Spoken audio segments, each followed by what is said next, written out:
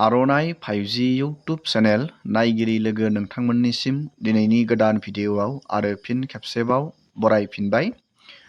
दिनैनि गोदान भिडिअ'आनो जाहैबाय प्रधान मन्त्रि आवास योजना ग्रामीण गोदान फाइनाल सार्भे आइडि नाम्बारनि थाखाय जोङो बे आपडेटखौ नैबे भिडिअ'नि जोहै जोङो ए टु जेड आपडेटआव जोङो नायगोन आरो सावरायगोन।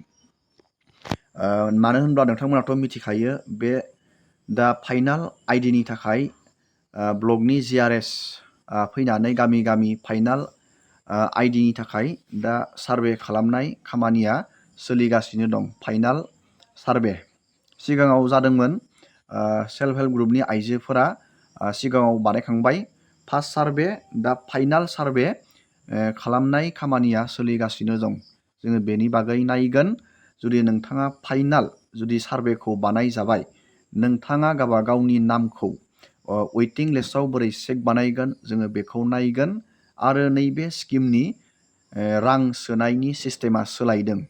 नोंथाङा जुदि फाइनाल सिलेक्ट जाबाय, आइडि नाम्बार मोनबाय, नोंथाङा फैबाय थानाय समाव नैबे स्किमनि जोहै न' लुनो रां मोननो थाखाय नोंथाङा मा खामानिखौ मावनांगोन जोङो बेनि बागै जोङो नायगोन।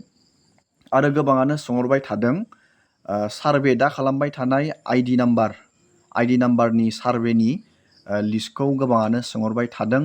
बेखौ बोरै मोनगोन, अनलाइन मोनगोन ना मोना, जोङो बेनि बागैबो नैबे भिडिअ'नि जोहै नायगोन। नोंथाङा दा सोलिबाय थानाय सार्भेनि लिस्टआव नोंथांनि नामा दंना गैया, नोंथाङा बेखौ बोरै चेक खालामनानै नायनो हागोन, बबेयाव मोनगोन नोंथाङा बे लिस्टखौ, सिगांनि सार्भे खालामनाय नोंथांनि नामा नै दा फाइनाल सार्भेनि डेटायाव फैदोंना फैयाखै, जोङो बेफोर गासैबो आपडेटखौ नायगोन। नोंथाङा भिडिअ'खौ जोबजासे नायलांबाय थाबानो जाबाय। आरो बेफोरबायदिनो गोदान गोदान आपडेट, डिटेल स्किम, डिजिटेल खौरां जुदि नोंथाङा मिथिबाय थानो सानदों, चेनेलाव गोदान फैदों, चेनेलखौ साबस्क्राइब खालामबानो जाबाय आरो शेयार खालामबानो जाबाय आरो खेबसे लाइक खालामहरबानो जाबाय। गासैबो आपडेटखौ जोङो सावरायगोन। नोंथाङा हारसिङैबो बे प्रधान मन्त्रि आवास योजना ग्रामीणनि डिटेल्सखौ चेक खालामना लानो हागोन। नैबे माइ स्किमाव फैनानै आङो लिंकखौ भिडिअनि डिसक्रिपसनाव होखादों। नैबे स्किमा 2026आवनो लन्च जादोंमोन। बेयाव बेनिफिट गोबाङानो आरो सोंहरदों बेनिफिटखौ बेसेबां मोनगोन, एबारनि नैबे गोदान दा सार्भे खालामनायनि न'नि फैसानि बेनिफिट बेसेबां मोनगोन बेखौ गोबाङानो मिथिनो लुगैदों। बेनिफिटआ बारायाखै, सिगांनिया जेरै दं ओरैनो बे थाफिनगोन।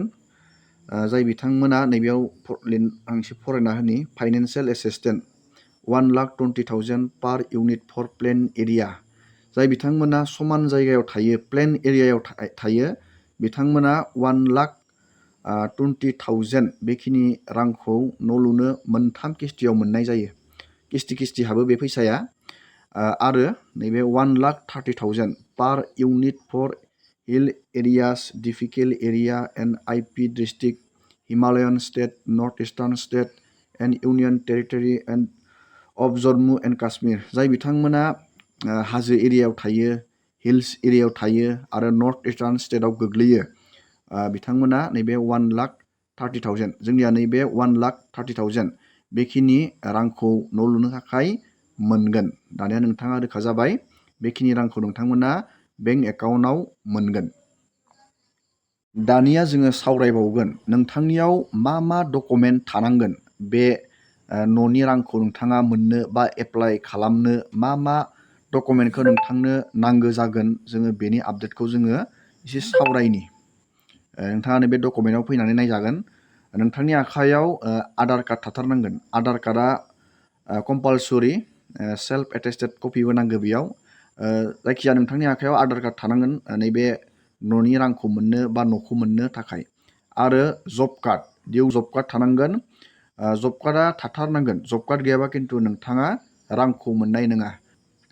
नोंथाङा अनलाइनबो चेक खालामना नायनो हायो नोंथांनि जब कार्डआ लिंक दंना गैया, रेजिस्टार दंना गैया। लोगोसे आधारजों लिंक थानांगोन नोंथांनि बे जब कार्डआ। नोंथाङा नैयाव नायना लाबानो जाबाय जब कार्ड आरो नैबे बेंक एकाउन्ट। बेंक एकाउन्टआथ' नोंथांनो नांखागोन रां हाबनो थाखाय। आरो नैबे स्वच्छ भारत मिशन SBM नाम्बार बेफोरखौ नांलायबाबो जायो, नाथाय नोंथांनियाव बेंक एकाउन्ट आरो जब कार्डआ खिन्थु आधारजों लिंक थानाय जानांगोन। मानो होनोब्ला दानिया बेंकजों अलरेडि आधारजों लिंक थाखायो। बेखौ DBT सिस्टेम बुङो, डाइरेक्ट बेनिफिट ट्रेन्सफार। बे सिस्टेमनि जोहैसो रांखौ सोनाय जायो। मानो होनोब्ला नोंथांनि जब कार्डआव जि नैबे आधारआ बेंकजों लिंक दं, बे आधारजों जि बेंकआ लिंक दं, बै बेंकआवसो खिन्थु बे स्किमनि राङा हाबगोन।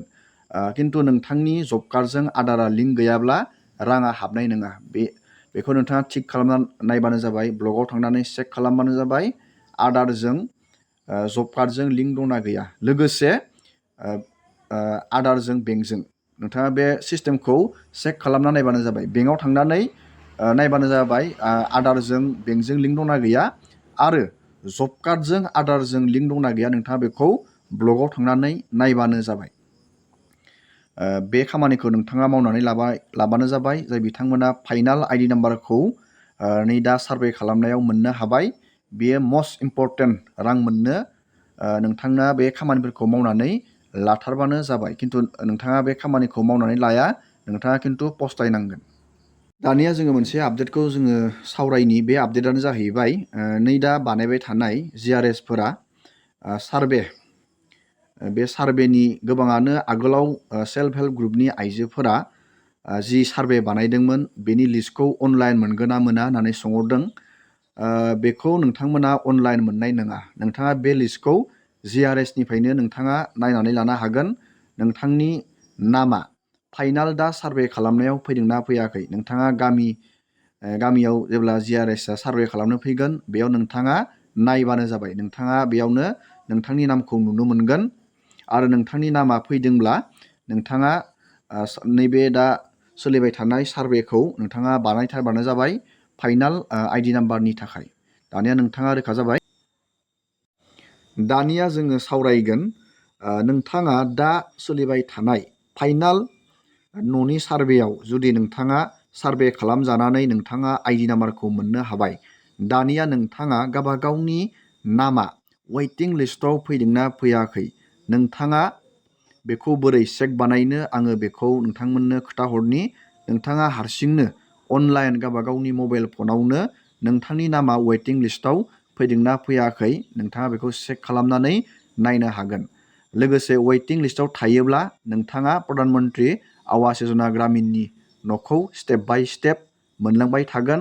लोगोसे बेयावनो रिजेक्ट आरो एप्रुभआबो बेयावनो खोथाखायो। नोंथाङा बेयाव नायनानै लानो हागोन। जुदि बेंक एकाउन्टआव भुल दंब्लाबो बेयावनो नोंथाङा रोखायै मिथिनानै नायनो हागोन। दानिया नोंथाङा बेखौ बोरै नायो जों नायनि।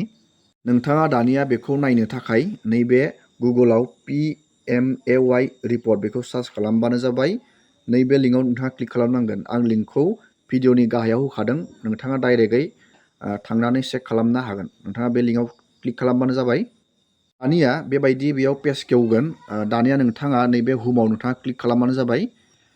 जाय बिथांमोना फाइनाल ID नाम्बारनि थाखाय सार्भे बानायजाबाय, नोंथांमोना बेबायदिनो अनलाइन चेक खालामनो हागोन वेटिं लिस्टआव फैदोंना फैयाखै। बे वेटिं लिस्टआवनो नोंथाङा गासैबो डिटेल्सखौ नुनो मोनगोन। दा बियो आपडेट जाथ'वाखै।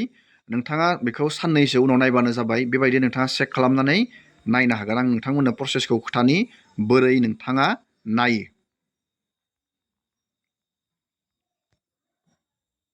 नोंथाङा नैबे EFMS रिपर्टआव नोंथाङा फैनांगोन आरो नैबे 3 नाम्बाराव beneficiary register account फरजिन and verify बेयाव नोंथाङा क्लिक खालामनांगोन। बेयाव क्लिक खालामदो आरो नैबेयाव नोंथांनि स्टेटखौ नोंथाङा बेबायदि क्लिक खालामदो। बेनि उनाव नोंथाङा डिस्ट्रिक्टखौ बेबायदि क्लिक खालामदो। गावनि डिस्ट्रिक्ट आं बेयाव जास्ट नोंथांमोननो देखायहरनि। गावनि डिस्ट्रिक्टखौ बेबायदि क्लिक खालामदो। बेनि उनाव नोंथांनि ब्लक डिस्ट्रिक्टनि ब्लकखौ बेबायदि क्लिक खालामदो। ब्लकनि उनाव दानिया नोंथांनि VCDCखौ बेबायदि क्लिक खालामदो। VCDCखौ क्लिक खालामनानै नोंथाङा नैबे केपसाखौ नैबेयाव बहायनानै होदो। नैबेयाव केपचा थागोन, बेखौ माइनास बा प्लास खालामनानै बेयाव बहायना होबानो जाबाय। दानिया नोंथाङा बेबायदि नुनो मोनगोन, नोंथांनि बेयाव रेजिस्ट्रेसन नंखौ नुनो मोनगोन, नोंथांनि नामखौ नैबेयाव नुनो मोनगोन, नोंथांनि बेंक एकाउन्ट आरो स्टेटास नैबायदि भेरिफाइ खिथिनांगोन। बेबायदि बेयो साननैसो उनाव आपडेट जागोन।